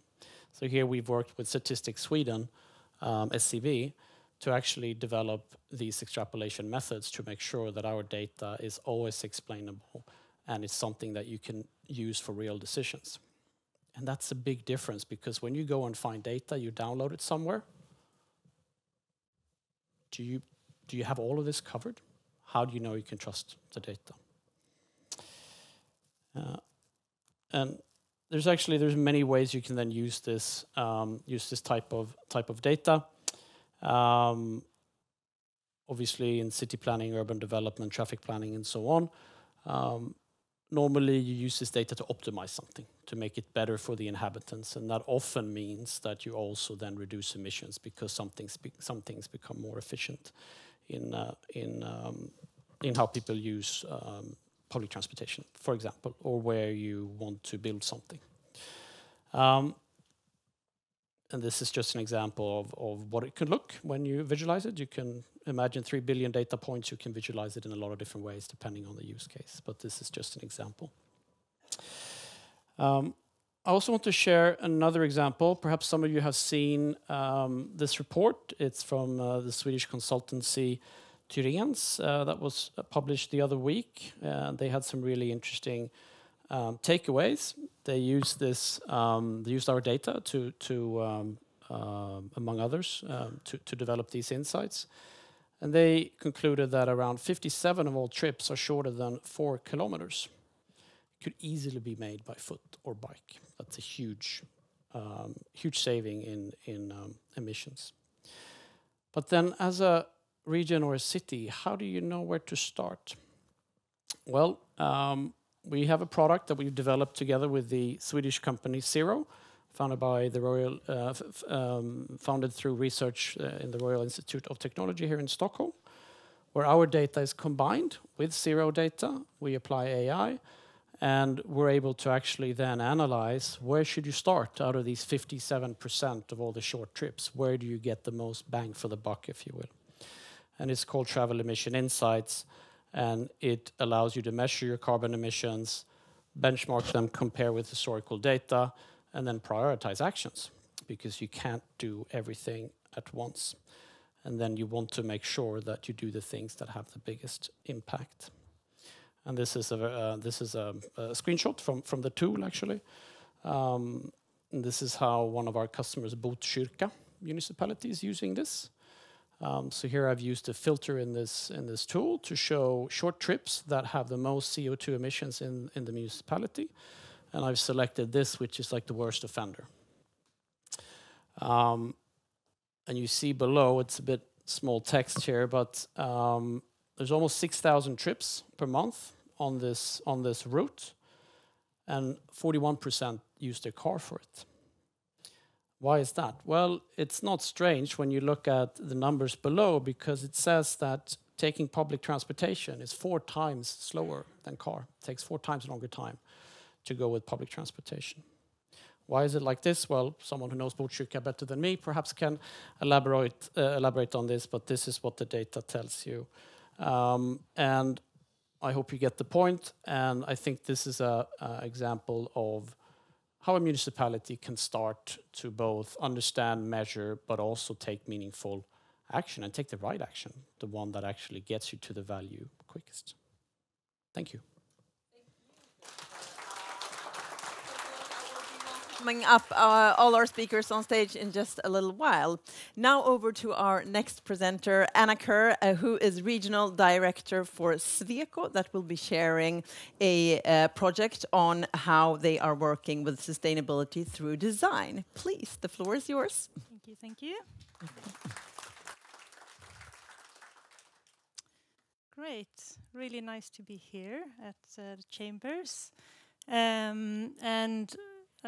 Really interesting conversations so far, so I hope I can carry on that track. And I must say I also had a really interesting morning meeting up with London partners and scale-ups from London. We had some very interesting discussions there as well that I hope that we can take further. My name is Anna Kerr, and I'm from Sweco, from the architectural division of Sweco. I'm going to talk about how we, as a company in the construction industry and consultants, can work with data and AI to optimize sustainability in buildings and in the construction industry, and in the bigger picture also in cities. And I think that a lot of us and Paul already this morning talked about the numbers of cities and how cities are the biggest problems of carbon emissions today. I think he said actually 80%, so I'm a little bit below that. But I think they also hold the key to the solution, our cities. And they have a big impact when it comes to reducing carbon in the future. So cities are really important, and we've also heard that from all of our speakers already. But the built environment that we represent, of course, is the biggest problem. And it represents more than 40% of the global CO2. And with urbanization, we know that we are becoming more and more urbanized. We have to deal with cities, and we have to collectively solve some of these problems at all scales, from building and materials to cities at scale. So Sweco, we have a big responsibility to find solution together and co-create solutions. We're 22,000 consultants, architects, planners, engineers, and we do more than 150,000 projects a year. This means, of course, also that we have a lot of data about our projects. And when we can combine our competencies with the data that we have, we can create tools that can really push the agenda forward in a quite dramatic way together with our clients. And we can also connect our data with AI to do future predictions about our cities, and which was mentioned here earlier as well, that this is really what we need to have now. We need to forecast the future so we can make better decisions in the future. Also in terms of how we budget and make investments. And of course, we also take a big responsibility as a company, and we have set our own targets for being climate neutral in 2040. And in Sweden, our goal is aligned with the Paris Agreement to be climate positive by 2030. And we just released our State of Sustainability report last week, that also start reporting with data on our own sustainability goals. And we are on track with a lot of the things that we do as a company, as an operation, and the way that we advise our clients and partners on being more sustainable in the built environment. But we also need a lot of data to be able to track ourselves in our mission to become climate positive. But today I will talk a little bit about the tools that we as a company can design and produce and co-create together with our clients, and one of them is called the Carbon Cost Compass, or C3. And it is a innovative and easy to use calculation tool that uses construction and property data to calculate both carbon emissions and cost in money to reduce the footprint of buildings and in cities. Because we started to see a need from our client to make investment decision very early on in projects, both from a cost perspective, but also from a climate perspective and climate impact perspective.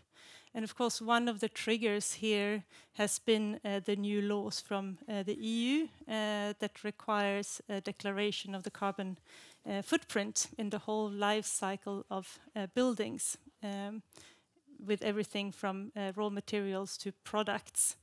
And it means that it becomes very important for our clients to make decisions very early on in the project, in the building construction phase.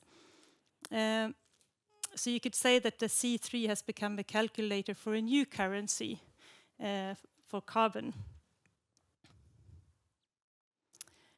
And the C3 tool is developed by Sweco, and it's both a service and a tool, and it calculates the footprint and the cost, both for carbon and in money for buildings in the early phases. And it's actually the only tool currently that handles both simultaneously. So it means that you can have one building that you or one model that you can import to the tool, and not having to have multiple models and multiple calculations. So you can simulate different scenarios with building materials. And you can make quite advanced calculations with simple modeling. And you can compare the results from different materials in the same model. And we have also integrated generative AI into the model, so you can, so the tool can be trained by AI to predict future scenarios and automate recipes for a certain type of building. And the first version was released in 2022, so it's a while back now. It was released at Autodesk University, and it's called New Build Base. And its primarily focus was on a new construction. And the database uses the carbon data and financial data that is aligned with the climate declaration. And this project here is a mixed-use development in Luleå, in the north of Sweden, where we calculated that the development would generate 180 kilograms of CO2 per built area, or per square meter, for all materials in the construction phase. And by the use of CLT and glulam, the development could also store 125 kilograms of CO2 per built area, which was equivalent then to save 70% of the total emission for the whole construction phase.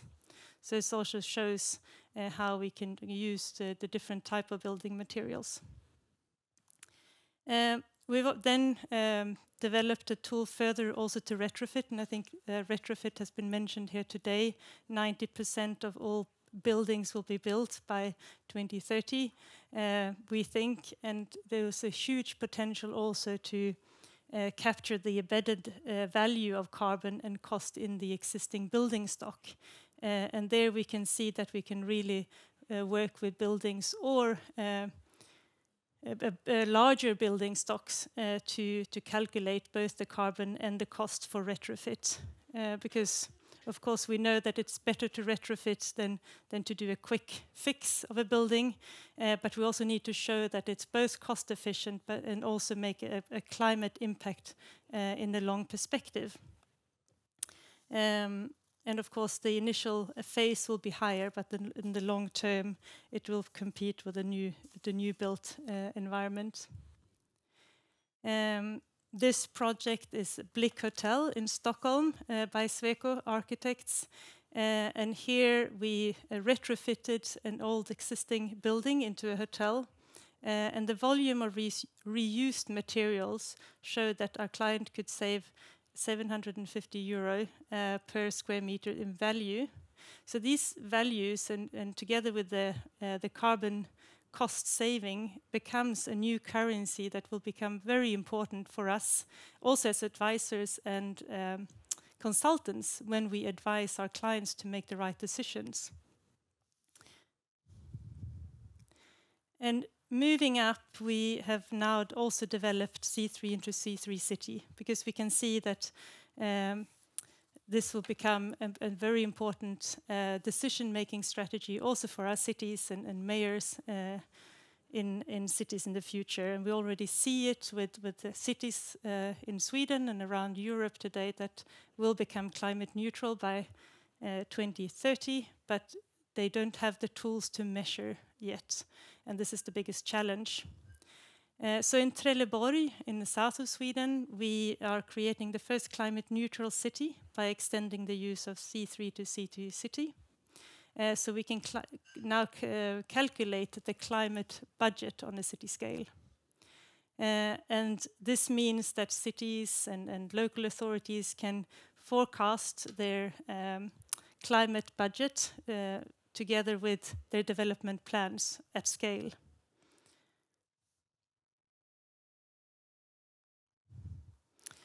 So it really allows us to kind of look at the whole scale of building and building materials through to buildings and neighborhoods, and also create climate scenarios and backcasting climate budgets for our clients, and also kind of improve the climate impact that they can then put into their investment plan on the city scale. So really trying to use this tool at all scales, which is possible. And of course, we can also look at other things in cities. This is a project called Näringen in Gävle in the north of Sweden, where we have looked at a city neighborhood with 6,000 flats, where we can look at other values. We can look at circular economy, where we can bring energy and transport in infrastructure, water and biodiversity into the mix. And this neighborhood, we have suggested a retrofit of an old industrial neighborhood, where we calculated that we could save as much as 75% of the total energy needs, and also by implementing sustainable mobility, which could be tracked by you guys at Telia, we could actually save and reduce carbon emission by 97% compared to current levels. And the interesting part here, because it is an old industrial area, we could reuse a lot of materials and save up to 1 million ton of carbon in this project.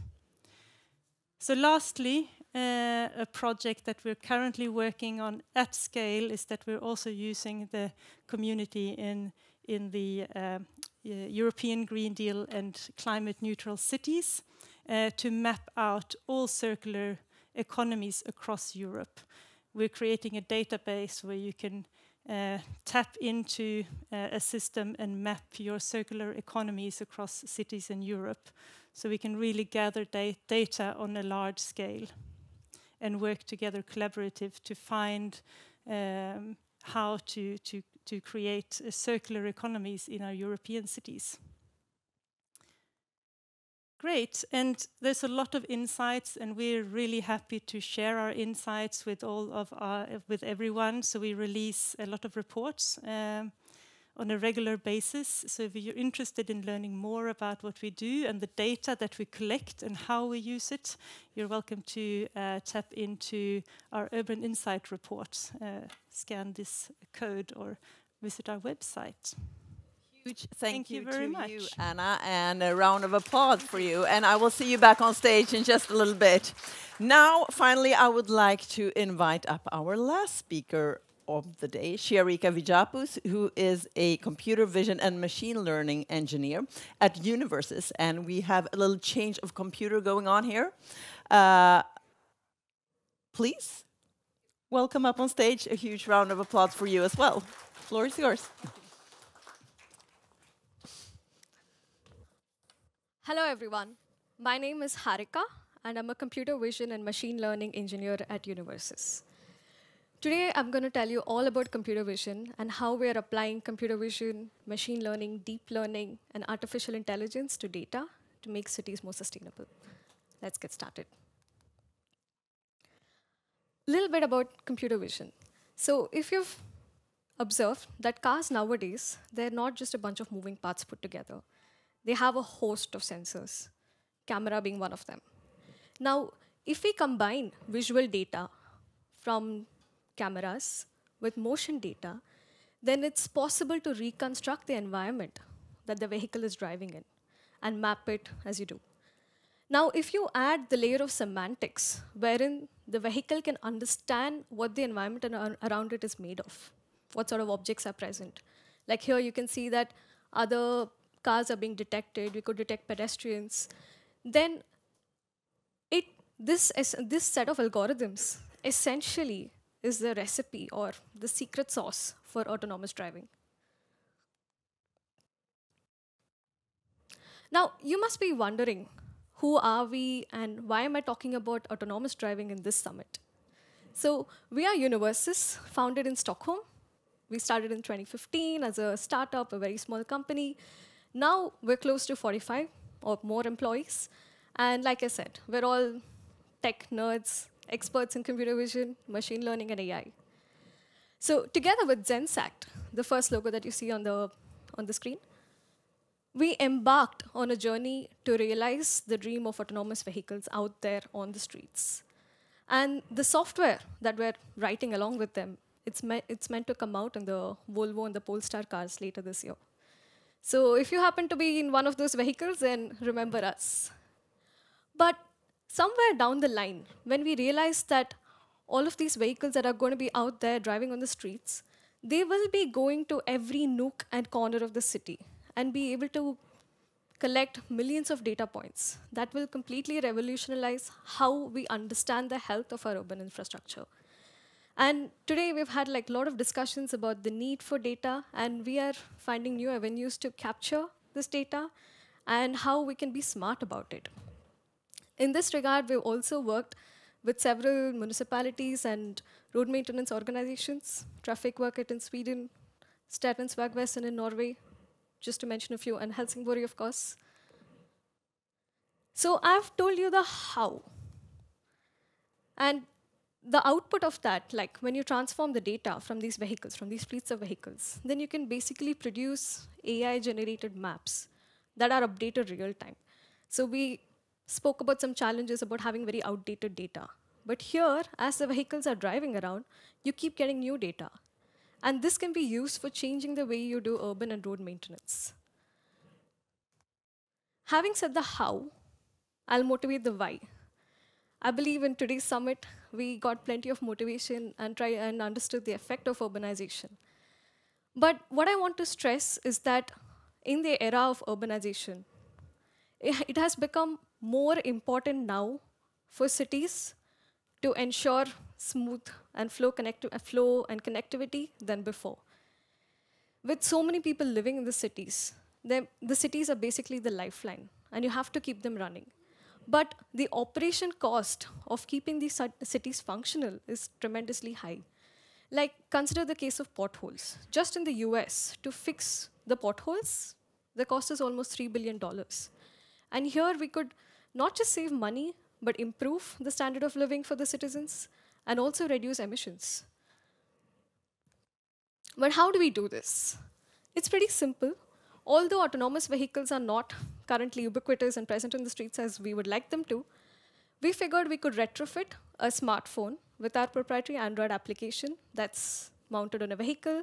And as it drives around, it's collecting images and and extracting useful information from it. So here you can see that I was identifying roadworks. I mean, speaking of roadworks, we are surrounded by roadworks right behind me. And this information is then available on a dashboard for easy access. So as it drives around, the data gets updated, and we also collect information about the quality of the roads. This is something that's not easily understood by the human eye, and this is where we use AI, we use the power of AI to make a difference. To summarize, install the app on a smartphone, and here what's important is the scalability of the solution. It's just a smartphone. All of us have one right now. And it can be on any vehicle. It need not be a car. Although the video showed you a car, it could be a bus, it could be a truck, it could be a scooter, it could be a bike. And most of the processing is done on the edge, which means it's done on the phone, and only a select or important or interesting part of the information is sent to the cloud for further processing. Then this information is available to be accessed by all the road maintenance authorities or the urban maintenance authorities, the administration, for easy traceability and just understanding the status and the health of the city. While these vehicles are driving through crowds, we ensure complete privacy by anonymizing the images. So we blur out the license plates and faces, for example. And this is done at the very first stage of the pipeline. So as soon as the image is captured, it's anonymized, so it cannot be traced back to where it came from or who is in the picture. And this is very important if you're functioning in a very public space. You want to respect everyone's privacy. So this ensures that we are GDPR compliant. Now, can AI see everything that a human eye can see? Maybe it's not there yet. But there are a lot of possibilities of what we can get from this data. And through our association with municipalities and organizations, and by having a lot of conversations with them and trying to understand where the need is or what could we do to make the biggest difference, we decided to work on traffic signs, road damage, and roadworks as the first set of classes that we want to excel in, champion in. And we've also done studies on analyzing parking. So we can all relate that finding parking in Stockholm, it's not easy. So we try to understand the supply and demand. And with street lights, LED lights are more energy efficient than non-LED lights. So we want to replace them as much as possible and ensure that the coverage is optimal. So we've had the chance to work with various municipalities and implement this in action. Why traffic signs? Amongst the list that I showed you, why traffic signs? Now, just take the city of Stockholm. There's almost 5 million traffic signs. And it's important to maintain them correctly so that they're functioning well. Now, when I say that they need to function well, you may be wondering, how could they malfunction, right? They're just a traffic sign. But if you see in the pictures, they can get worn out over time. They can just fade. It can be because of rainfall, weather, or they can just be obstructed or faded and then not visible to the driver. And when the cities are not displaying the correct, or when the administration is not displaying the correct traffic sign, then you cannot expect good driver behavior from the public, right? And the administration has a responsibility to ensure that the correct speed limit is displayed to the drivers at all times. This is as per the EU regulation. And how does Universes help?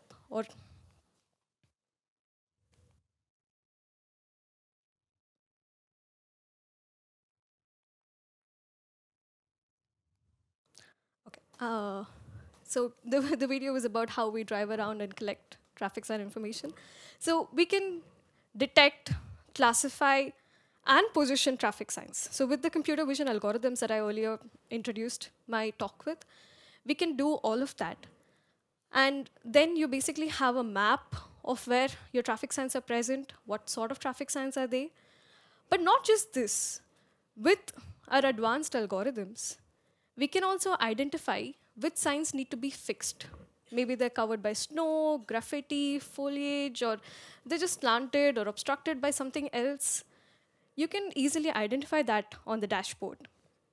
And instead of having to go around manually inspect all the signs and do this, you can just do this from the dashboard and also follow up on the progress. Because as the vehicles drive around collecting new data, you can see if this particular traffic sign now looks better now.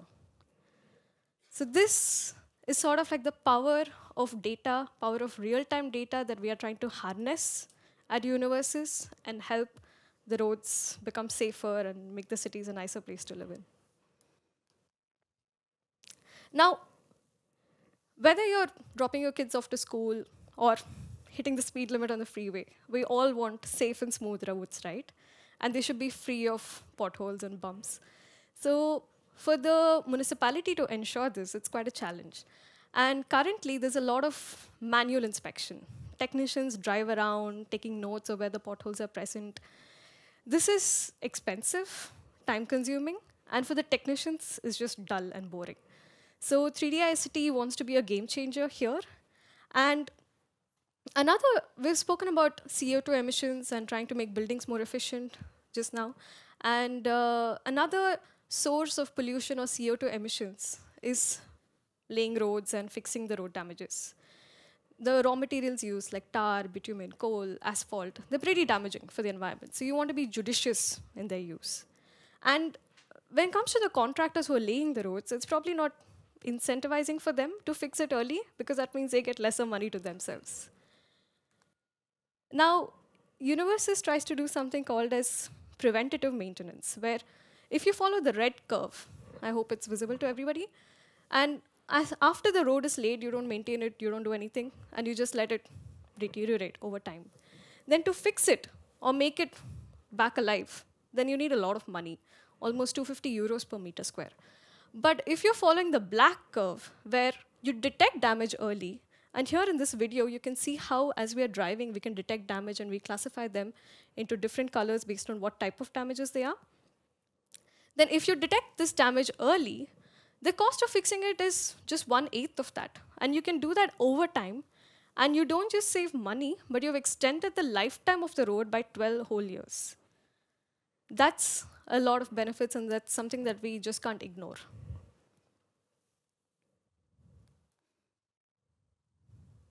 So here, as you can see, you can see patches of purple. So that's just detection of the road damage. And when it comes to road damage, it's interesting because something that looks terrible to the eye may not be as bad. So you need experts to understand if this damage is actually that bad. And we have in-house road engineer experts to help us make this decision and help the AI be correct all the time. So we calculate something called as pavement condition index. It's just a reflection of how good or bad the score is. And we can lay it over the map and tell exactly where the roads are good, where the roads are bad. If it's green, it's good. If it's red, it needs fixing. Then the road maintenance engineers, basically, they can sit back, access this data, and instead of driving around for 2.5 days to go fix them, they can just plan out their operations, sitting at their laptop, and make use of their knowledge in a better way. And this reduces the amount of labor that's needed, the amount of time that's taken, and just brings down the cost of the operations and makes the whole thing much more efficient. So along with just displaying what's present, we also go through the data to find interesting analytics, something. And this really is like one of the things that is possible only with data, that you need evidence, you need statistics. And you can then uncover new facts about the city that you probably didn't know before. So if you see this graph down here, this table down here, it's a list of roads that are ranked by the worst level of damages. Now, if I ask you to give me the list of the worst roads in Stockholm, I don't know if you would have one ready.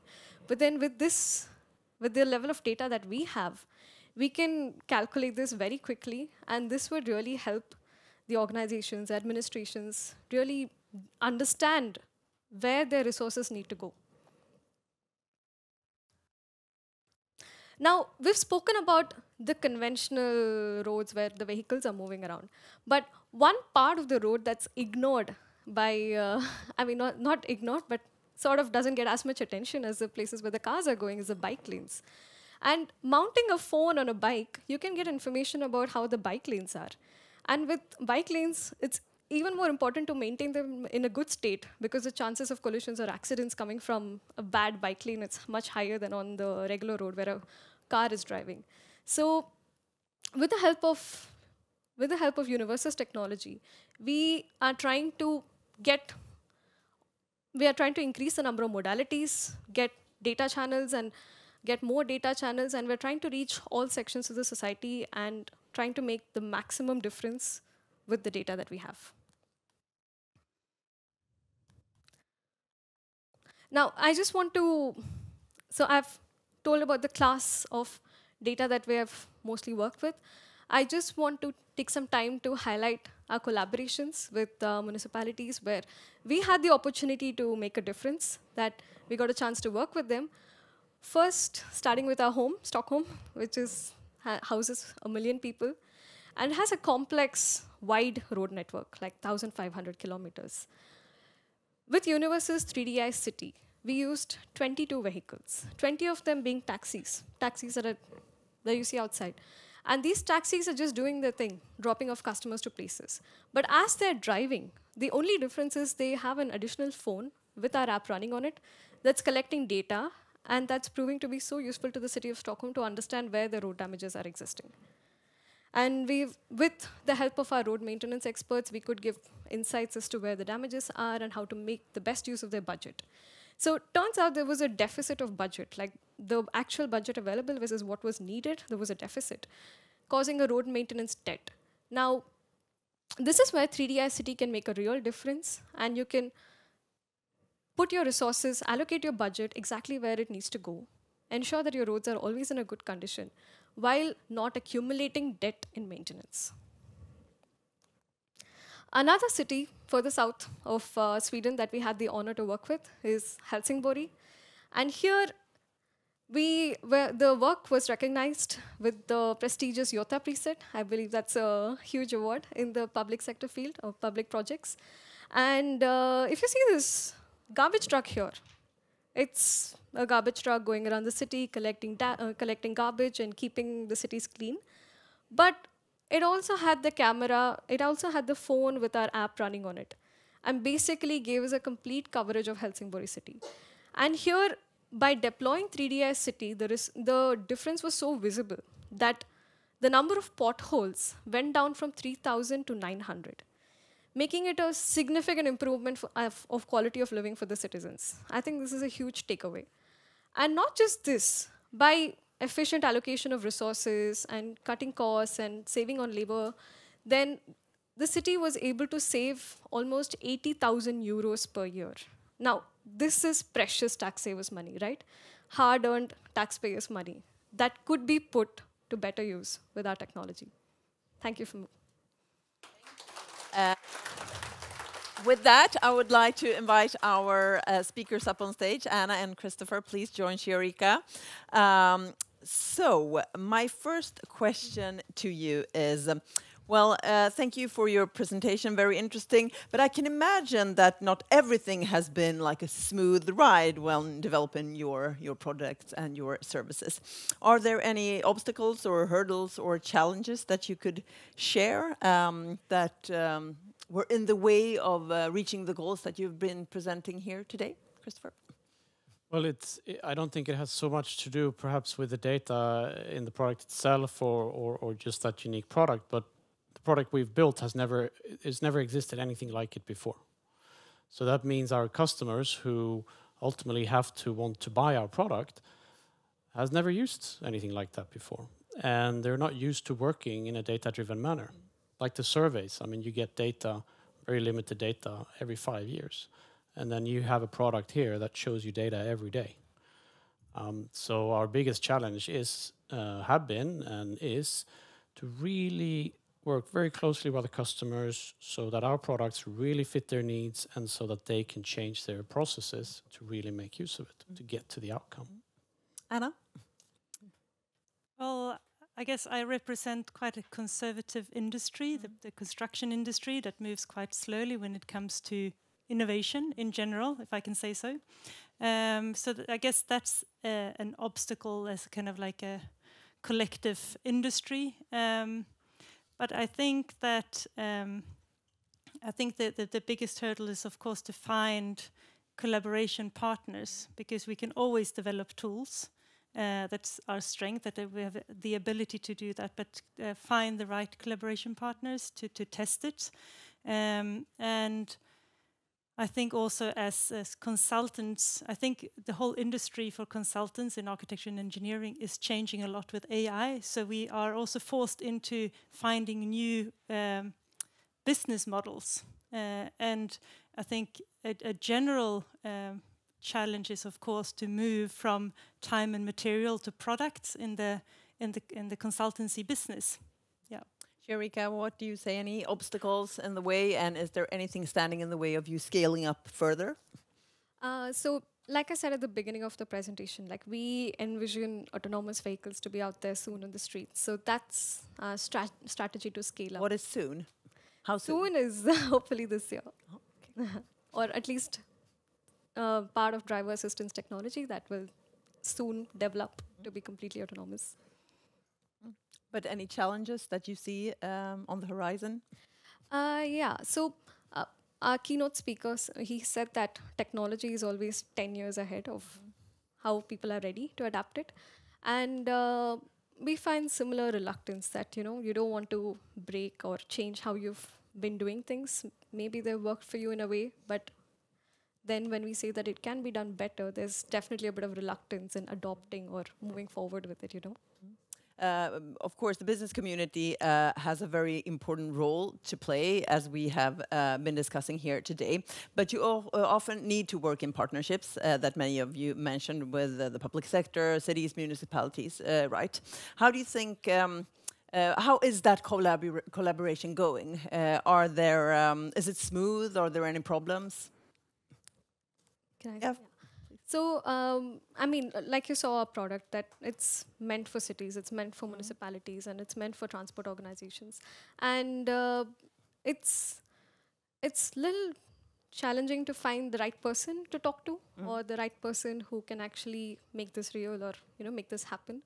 So that is definitely something that we've been learning over the years, or definitely trying to see how, you know, we can close the loop and make this network shorter. Any perspectives on that? Yeah, so for us, collaboration is really crucial. It's a key part of our go-to-market strategies. So let's take our data. We mentioned Tyrens as a partner. It's really useful, our data, for example, when you want to evaluate if you want to build a new bridge, hugely expensive project.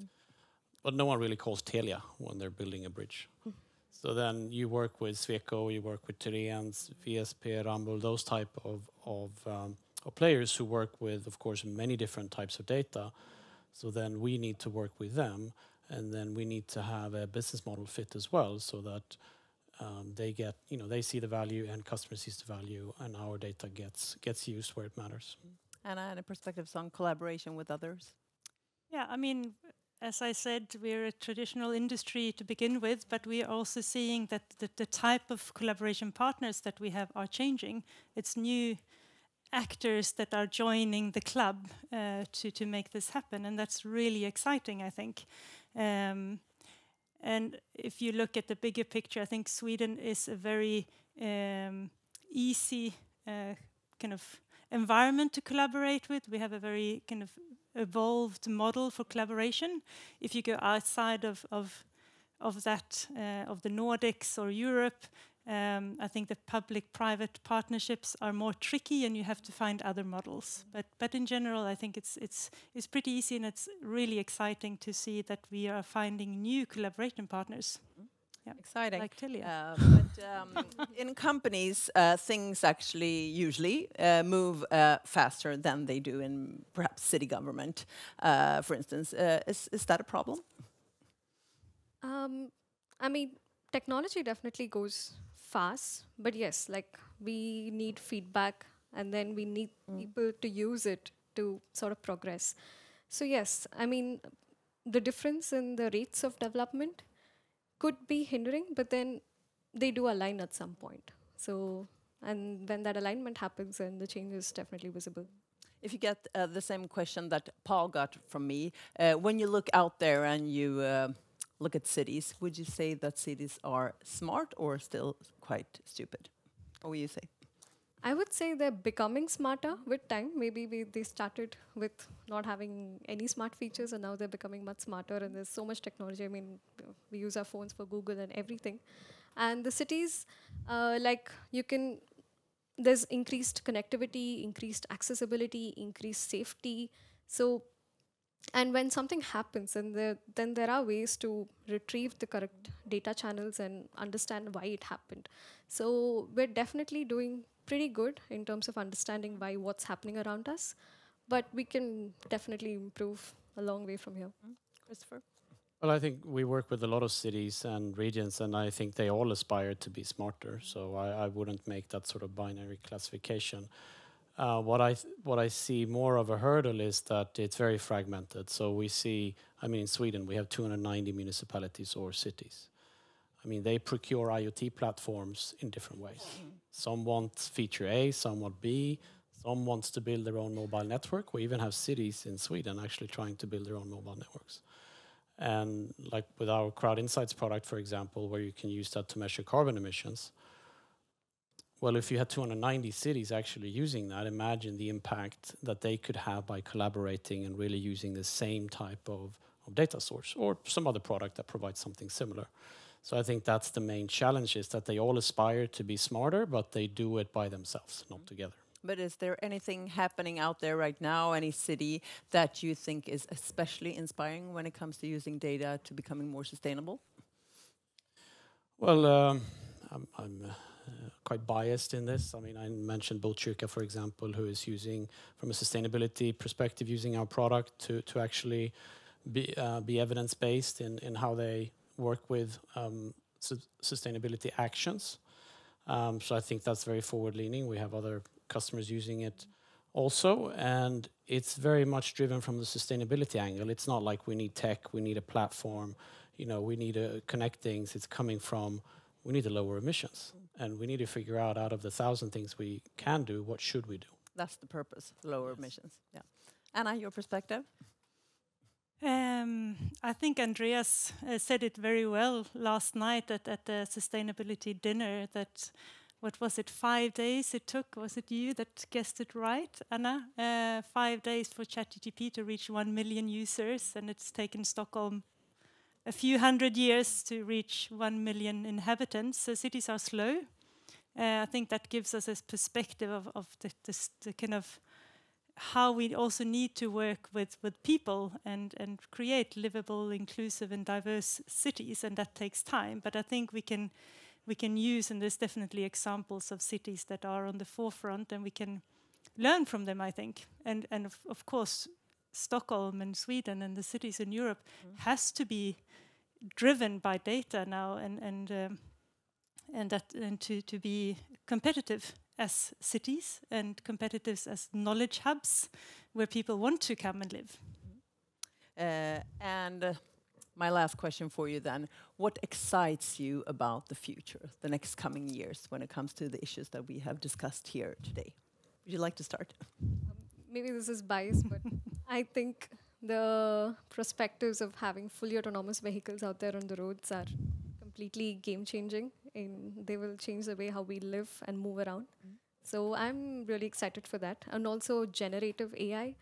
I think there's a lot of scope for how we can use it. Maybe we haven't even fully understood what it can do or what are the capabilities. So I'm really looking forward to how that space evolves. Interesting. Anna? Ooh, it's a big question, but I mean, I'm very optimistic in general, and I see it always as an opportunity to develop and become smarter, and I think it's necessary. So, Christopher? Quite similar. I mean, in the context of cities, I'm really optimistic. I think really, I'm excited about seeing cities really using the tech, but with a problem in mind that you're trying to solve. And I mean, Anna mentioned that she wants to see more predictive, what-if kind of analysis. There's so much more we can do with the data first, instead of putting, you know, people in jeopardy fixing potholes or you know, other things that consume resources and may be bad for people or the environment. You could simulate much more. So I think as we become more mature in using data, we will get to what Anna was talking about, more the simulation, what-if scenarios. More is done before the actual, you know, committing resources.